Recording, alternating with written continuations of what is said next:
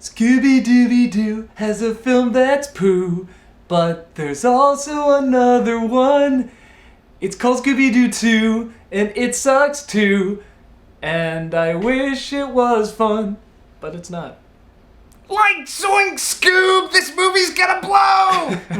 So obviously we're talking about the Scooby-Doo movies. Oh, shit! Oh, you do that pretty well. I do. Oh, thank you, motherfucker. I can kind of do shag! We could probably make a better Scooby-Doo movie than these. Okay. Let's talk about the film that we originally ended the Nostalgia Critic on.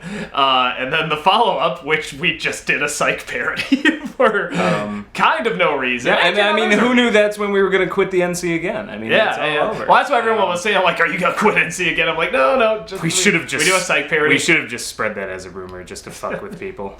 Actually, yeah, we should have. That would have been fun. Yeah, so you got terrible these... people. You got these Scooby-Doo movies. I mean, I grew up with Scooby-Doo. It's fine. That's always how I describe It's a mystery for kids. That for some reason involves a stoner, a possible lesbian, and some dick in a neck scarf. An obvious couple that, are obviously doing stuff behind the scenes. But they're living in sin. It's like Zoink Scoob, we got kicked out of the van again! What's going on in there? Something about that combination, though, has led to so many incarnations. It's still going. There's all these different versions, and something about that group. So this movie comes along that, honestly, when I heard they were kind of doing it as like a poster, I'm like, that could be kind of funny, kind of making fun of it. Again, and like the Brady Bunch movie. Then we saw the trailer. And then we saw was Raja Gassano, who actually back then was not known. You could argue he's still not known now, but he's known among us because we've had to see a lot of his movies. And from what I hear with the first one, that it was originally supposed to be very adult. It was supposed to be like the Brady Bunch movie. It was supposed to be a satire, but kind of last minute, maybe from the direction, but that's just really mean speculation, they decided to make it family friendly and really cutesy. I smell, as in all things, studio intervention. But at the same time, I think because... if this guy did some good movies, then I'd be like, oh, that stinking studio. Oh, I think it was... they probably saw it and was like... I think it was both. This can't work for adults. We gotta make this for kids. Either that, or they hired him because they took a more adult script and they were just like, okay, lame it up. Mm-hmm. Yeah. I mean, from what I heard, like, you could even see with kind of the filming, there's this real cynical side to it. It's a very cynical movie, but it doesn't have the comedy or the cleverness to back it up, and I wish it did. I think maybe they were trying to go for... The only thing I can figure is like a Galaxy Quest kind of thing. That's the only thing I can kind of put together. But it doesn't work for... I feel bad putting those two in the same sentence. Yeah, but it's... Galaxy Quest isn't perfect, but I love that movie a lot more. Yeah. So you have this movie written by clearly a good writer. He'd go on to do Guardians of the Galaxy and stuff, and you can see like a good, funny script trying to get out, and then the second film comes along, again, not that badly written, in terms of the comedy. We kept kind of sitting there confused, and we're just like, this isn't a bad joke, but something's not right here. Like, on paper, this would have looked fine, but the way it's shot and filmed and acted, it doesn't work, and... that goes to the director, I'm thinking. Yeah, that'd be... we've seen his other work. Could be a very nice man. I just hate his movies so much. Unlike Uwe Boll. He could be a very nice man. We know he's a dick. Yeah. So the second film, I think, is a little better. Maybe because they knew going in, okay, we had to make this half funny, half for kids, and again, the writer's trying to get some comedy out of it and trying to... The second film was more colorful. I wound up not being interested in the story at all, but I was just looking at the production design. It looked very... It was creative. This is way more fun to watch than the first one was. Even though the story's probably even worse, maybe, technically. I don't know. It's really fucking matter. It's like you're splitting hairs by that point. What's worse, Scooby-Doo 1 or 2? But no, I do remember with the second one, we were kind of saying, we kind of well, this sucks, but it is better than the first one. Because, again, I could at least remember some things from it. The sets were better shown. The jokes, when they did them right, were funny. I remember, there's one They have the stupid doorbell joke. What could happen by ringing a doorbell? Of course, they fall in this death trap, but they see, like, Girl Scout cookies, Jehovah's Witnesses, like all these other people that were caught in there. That's funny. That's Which strikes me as like, that's a James Gunn joke. Like, I'm like, there's good jokes tucked in here. Like, he was trying desperately, like, come on, one of these has to make it through the Hollywood homogenizer. Like, well, even as kids' jokes go, some of these are actually good. Like when they get there, you know, there's, excuse me, you want to buy some cookies? And then next to her is the Mormon saying, you know, have you heard the good news? And Scooby says, yeah, there's cookies. That's a very cute joke. That's actually very, very funny. But it's just done so awkwardly with everything else, and it's so unsure of itself, throwing in sound effects and quick shots and dance sequences. I'll give you that's a joke. I'm not sure I would use that. I thought that was a good joke. I thought for a kids movie, I thought that was a very maybe cute joke. for a movie aimed at 5-year-olds, that wasn't too bad. I was gonna say for a very innocent joke, I'm like that's cute. That's a cute joke. And I thought the idea of them going to a bar where all of the masked people, the ex-criminals go. What a great idea! Well, that's where the satire is coming in. I'm like, okay, so again, I feel love like the that's game what where James Gunn was trying to do. You do whack the mole with the little Scooby heads. They're throwing darts at Freddy's face. It's like, that's really funny. I feel like James Gunn was trying to kind of like lovingly make fun of this concept, and then the director was just trying to make a movie for toddlers. I feel like someone was telling us about the Scooby-Doo comic that's out now that's actually explaining why all the characters are the way they are. Like, Scooby was actually like this, some sort of like CIA dog that was given this advanced intelligence. They're kind of like these super machines, but Scooby was kind of like the dumb one out, like he was the mistake, so that's why he can't talk right, he's not as smart, but it's him trying to overcome that, and it's like, that's really clever, and I feel like there actually can be a lot of clever things that can be done with this idea of taking this weird setup but kind of poking fun at it. And I feel like the second one particularly started to do that, but it was just constantly trapped in its own piece of crap. Hollywood system, bad directing, world, I don't know. So it is kind of a shame, because I think you could get some funny stuff out of this. I guess we are with some of like these spin-offs and comics and such, but yeah, it's a shame, because again, you can see, you know, with the set design they're trying, with the writing they're trying, and the design of some of these monsters, and they tried to get the monsters from the cartoons in the second one, there's this legit attempt. It's just not harnessed by talent. Ditto. I got nothing. Like, I'm like trying to remember what happened in the first film. I'm like, Ron Atkinson was a ghost. That is all I fucking remember. And I'm thinking of the second film, I'm like, yeah, okay, I will comment on that.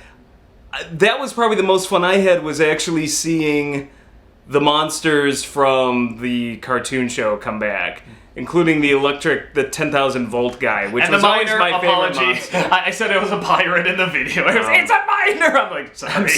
I'm still kind of fascinated that when that ship was like careening down Broadway or whatever town. That was a good effect! I was like, you know what's scary is these look like better effects than the new Ghostbusters movie has. Well, no, we throw that in, yeah. And I'm not gonna lie, now that I've seen it, for the most part, yeah. So that is kind of sad. I do feel bad I didn't give a shout out to Scott McNeil either, because I've done stuff with him before, and I didn't recognize him. He's the bad guy voice, you know, Mystery Incorporated, and he's such a cool guy, and I didn't recognize him. So that's a tribute to his talent.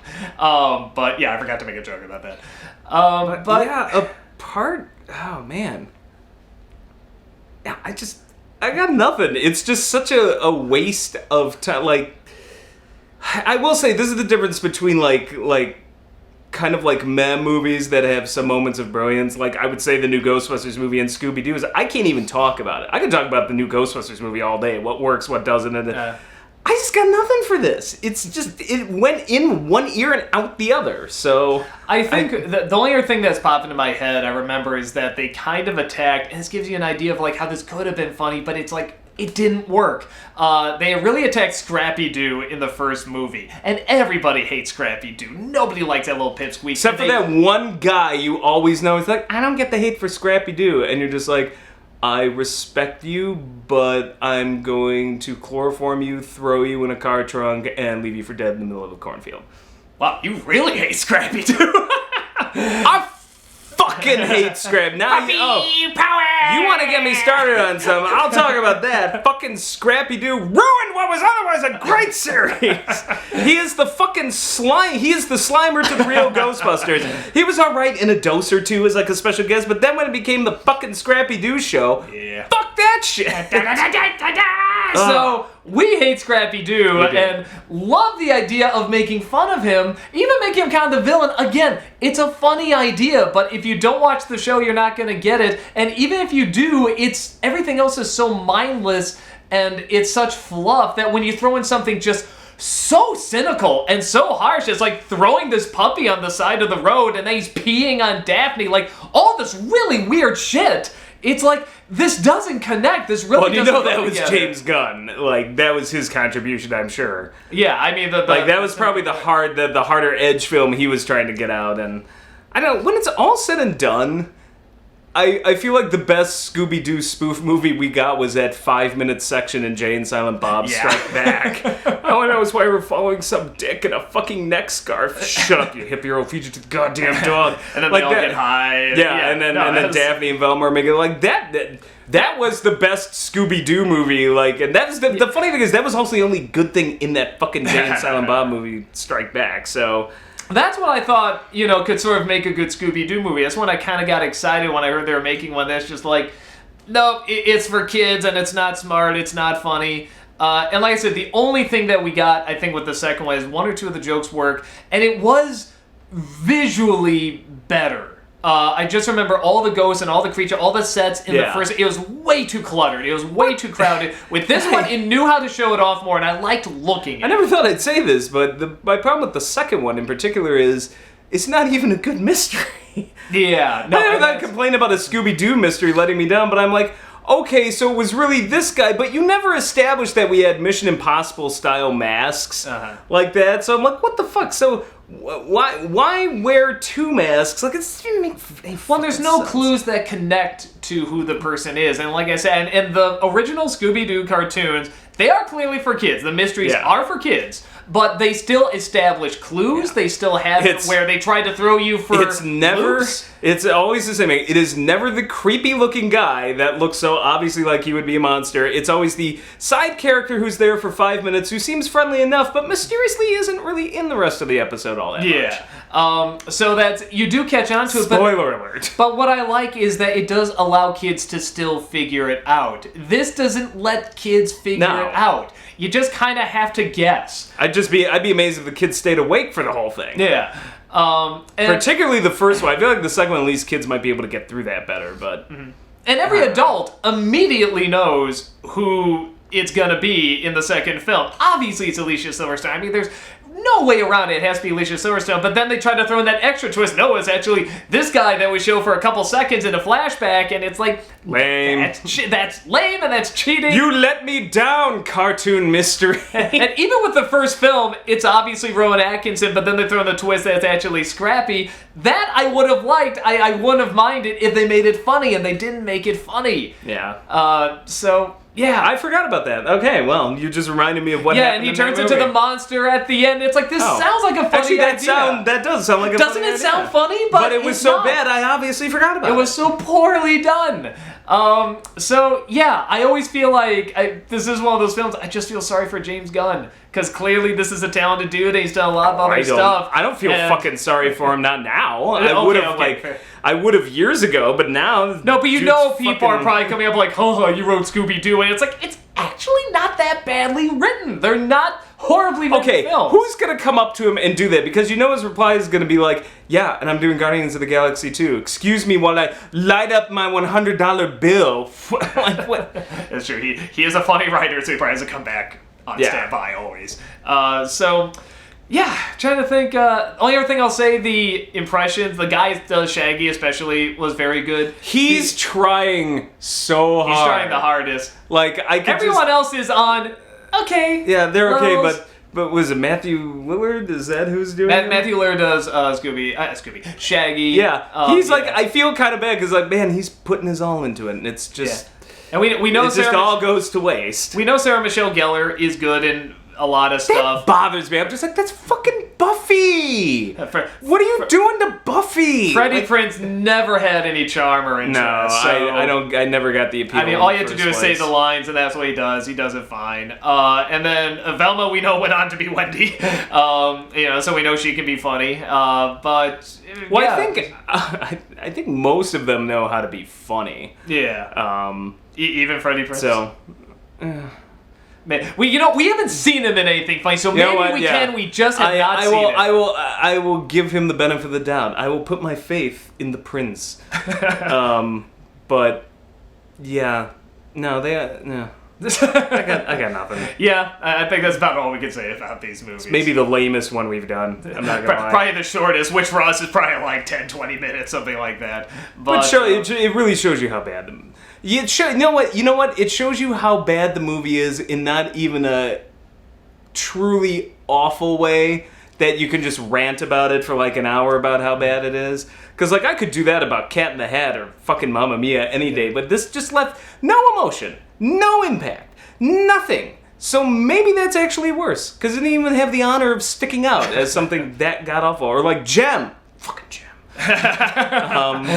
Every time you just see him at cons, anytime somebody says, "Oh, the Gem review is so great," he has like a flashback, just like fucking Gem. I grip the fan by like the collar. I'm like, I've seen things.